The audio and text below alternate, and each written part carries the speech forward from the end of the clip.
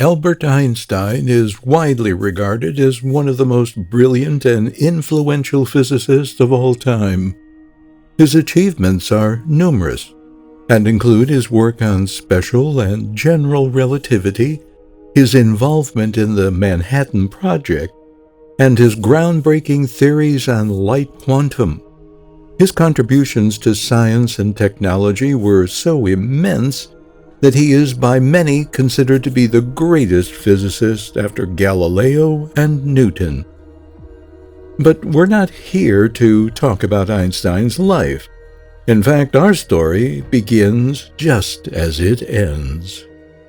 On April 18, 1955, after dedicating his entire life to scientific research, Albert Einstein passed away at the age of 76 at the Princeton Hospital in New Jersey. Following his death, the autopsy doctor disregarded Einstein's wish to be cremated and instead took out his brain with the intention of conducting research on the relationship between brain structure and scientific genius.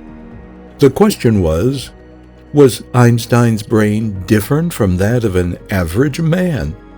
What insights could be gained from studying it?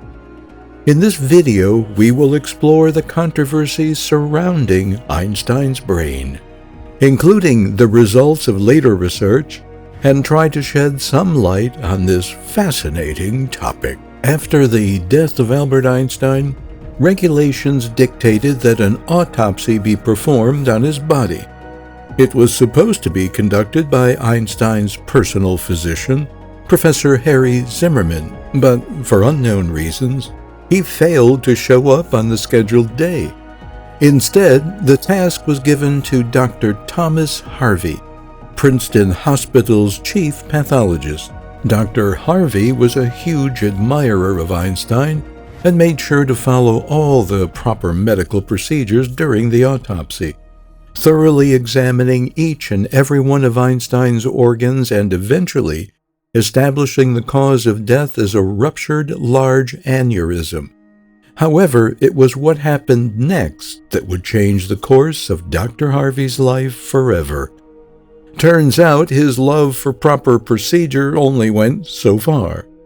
Before the rest of Einstein's body was, as per his wishes, sent to be cremated, Dr. Harvey took out the scientist's brain, preserving it in a container filled with formalin.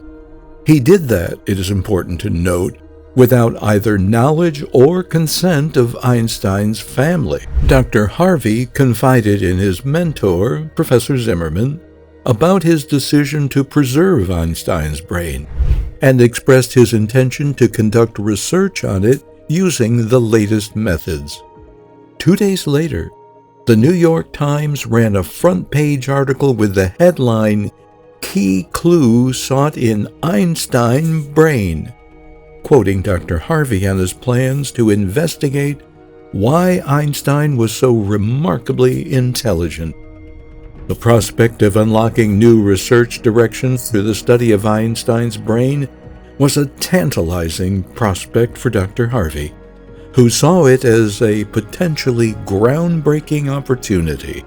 When Einstein's son, Hans, learned about what had happened to his father's brain through the newspaper, he was, rather understandably, peeved. He confronted Dr. Harvey, who explained his reasons for taking the brain, how it was the most intelligent brain in the world, how it held great research value, and how it could potentially change the future of mankind. He guaranteed not to use it for any commercial purposes and, miracle of miracles, Hans was eventually convinced. He agreed to let Dr. Harvey conduct his research on the condition that the results will be published in reputable scientific journals. Even with the family's approval, however, Dr. Harvey's actions were still condemned by the scientific community. Princeton Hospital asked him to hand over the brain. He refused, which resulted in the termination of his contract and expulsion from the hospital. Nevertheless, Dr. Harvey continued his research on Einstein's brain, determined to unlock its secrets and expand our understanding of human biology. Brain safely in his hands, Harvey traveled to a more accepting University of Pennsylvania. There, he meticulously sliced it into 1,000 thin slices and 240 cubes with the help of skilled technicians. Despite his determination to study the workings of the genius's brains, Harvey's limited experience in neurology hindered his research. He sought the aid of other researchers in the field, but due to his reputation as a thief, received no responses. Although Einstein's family supported Harvey's efforts, his research proved unproductive, and he gradually faded from public attention. For the next 23 years that he studied the brain, there were no reports on the progress of his research. In 1978, young journalist Stephen Levy was tasked with finding Einstein's brain and tracked down Harvey in Kansas.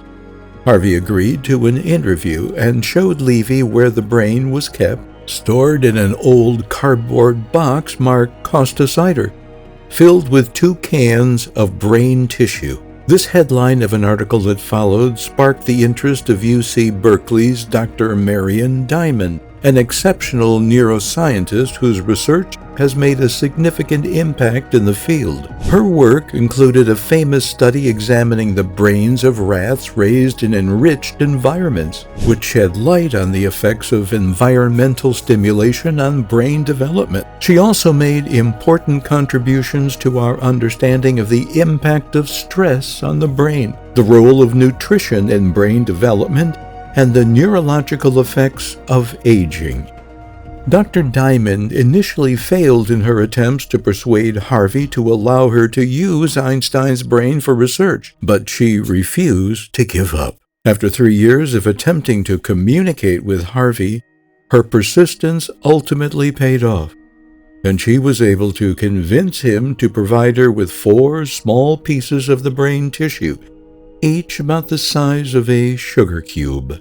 In 1985, the 2 scientists joined forces to publish a groundbreaking paper in Experimental Neurology titled The Brain of a Scientist, Albert Einstein. The article revealed that in comparison with 11 other male brains, Einstein's ratio of glial cells to neurons in the angular gyrus of the left brain's area 39 was extremely high. He had 73% more glial cells than the average person.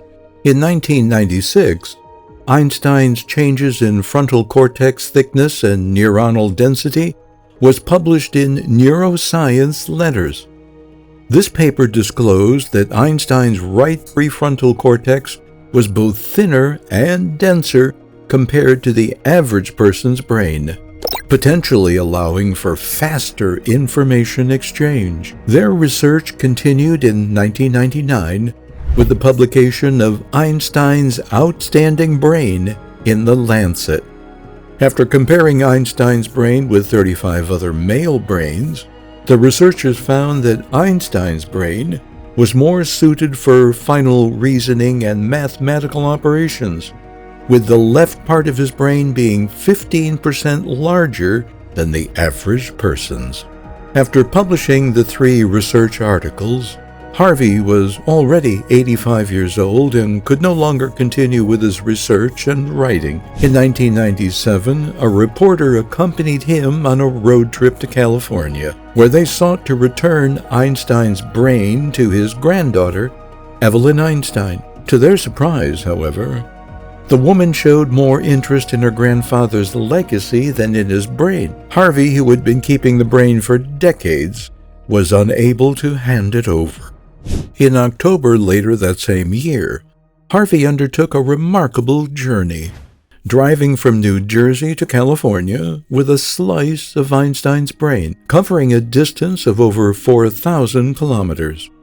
According to Harvey, Einstein had expressed a desire to make a cross-country trip during his lifetime, which he was never able to fulfill. By carrying a piece of Einstein's brain on this journey, Harvey believed that he was fulfilling the man's final wish. In 1998, Harvey arrived at the Princeton Hospital, now called the Penn Medicine Princeton Medical Center, where he used to work as chief pathologist, and gave the brain to Elliot Krauss, the current chief pathologist. At that time, there were 170 pieces of the brain left, with 46 pieces stored in museums and the rest scattered in various research institutes around the world. After 43 years of keeping Einstein's brain, Harvey passed away at the Princeton Medical Center on April 5, 2007, at the age of 95. Today, slices of Einstein's brain can be viewed at the Mutter Museum in Philadelphia,